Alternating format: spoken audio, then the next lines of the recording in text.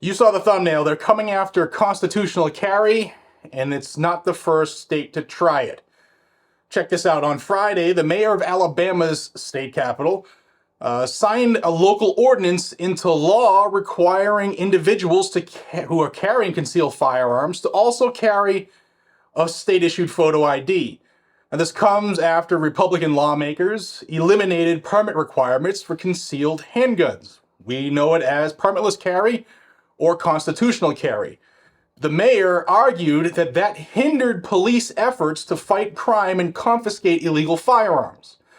If you don't have a lawful reason to encounter people, what do you need to worry about, right? Now, the ordinance was met with immediate backlash from Republican leaders in the state who had supported the 2023 law for constitutional carry. Now, a spokesperson for Republican Attorney General Steve Marshall called the local ordinance illegal, but didn't confirm whether the AG would pursue legal action. Well, if he had a set, he would, because there's a preemption law in Alabama. Under the new rule, Montgomery police can seize a concealed weapon if the individual carrying it does not have a photo ID. That's right, they can steal it from you based off of policy. When will cops have the balls to follow the Constitution instead of policy? That is a question I pose to everybody. Now, the person's gun will remain in police custody until the individual pays a fine and provides proof of ownership within 30 days. Then the police who stole that gun from that person and victimized them will probably give it back. The ordinance is part of a broader trend in some southern states where local officials are expressing frustration over the expansion of constitutional carry, which is the Constitution. This says the Second Amendment's right to keep and bear arms shall not be infringed. But now, during the debate over Alabama's permitless carry bill in 2022, cops, local law enforcement, and local officials, particularly in high crime areas, warned many that it would undermine public safety. But yet, of the 29 constitutional carry states, none of them has turned into the wild, wild west like every blue state that has passed it, or every state that has passed it, period, which has blue pockets in it. That's what they've all said. Everybody's gonna start shooting each other. Now, the Montgomery, Alabama mayor, Stephen Reed, at the signing ceremony for this bill, this ordinance, said the permitless carry bill removed an important tool for law enforcement to address illegal firearms. We hope this ordinance can help us regain some ability to get these illegal guns off the streets. Keep going soft on crime, bussing in illegals. When you import the third world, you get the third world, yet the gun is the problem. The inanimate object is the problem. Now, Montgomery Police Chief James Grayboys and the city council members joined the Mayor Reed in supporting the ordinance, sharing concerns about the consequences of permitless carry. Boo frickin' boo. However, the state's Attorney General's office quickly condemned the measure. A spokesperson for the Attorney General, William Califf, said, "The Montgomery City Council's ordinance related to firearms violates state law," obviously referring to the preemption law, which designates the state legislature as the sole authority on firearm regulation. Counties, cities, towns, nobody can do more than the state already has done. Now, similar issues between local and state officials have popped up in neighboring states. My old hometown in New Orleans in Louisiana, as well as Savannah, Georgia, they have seen local firearms restrictions challenged by state Republican leadership, in their words, and they're accusing local authorities of breaking state gun laws.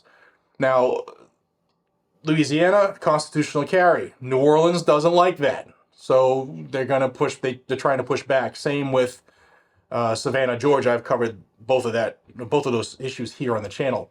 Now, whether they like it or not, Alabama, Louisiana, and Georgia are among the 29 states that have passed permitless carry laws. You do not need a government permission slip that you have to pay for to exercise your right. A quick word from our sponsor, Lear Capital. Guys, you know I've been working with Lear for a long time. They're a trusted name in the world of precious metals. I've also told you Kevin Demerit, the founder of Lear, has helped step up and saved customers millions of dollars during a gold theft ring investigation he uncovered evidence of. This is why I trust them and do business with them. They are who they are, and they have integrity, which makes them, in my view, many times greater than others. I choose Lear to help educate my viewers about the strategic need to own gold, and it protects me and you against the enormous financial challenges we are facing today and likely will for years to come. It secures the wealth you already have. Lear's taught me that hope is not a financial strategy, but owning gold and silver is. So if you want to own gold, you don't already, you're thinking about it, what do? Call my friends at Lear Capital, 1-800-260-5075, or head over to leargg.com. They'll give you free information. You ask all the questions you want. There's no pressure to buy. And if you also click the link down below, there's a frequently asked questions video that I did with Kevin from Lear, where he answered questions that some of my viewers sent to me. If you haven't seen it, check it out. 1-800-260-5075 or leargg.com. Back to Montgomery, Alabama. Montgomery's not alone in seeking restrictions on Alabama's permitless carry law.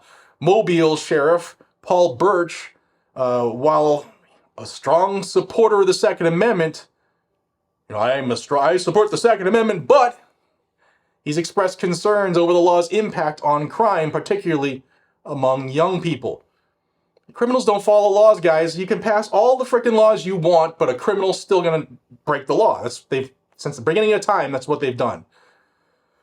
Oh, maybe if we just pass more, we'll trick them.